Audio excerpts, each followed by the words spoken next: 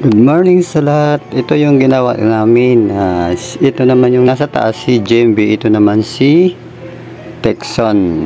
Yan ang special project namin pag Sabado.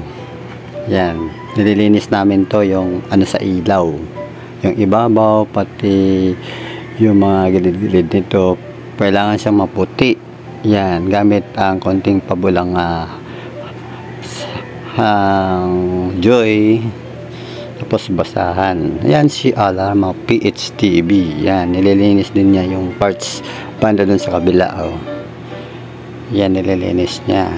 Kaya kailangan talaga tiyaga lang talaga. Sabi nila, pag may tiyaga, may nilaga. Yan. Nililinis niya yan. Kailangan walang bakat na kamay doon sa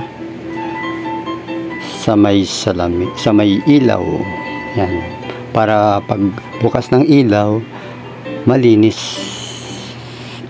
ang space. Yan. Si Alarma PH. Thank you for watching.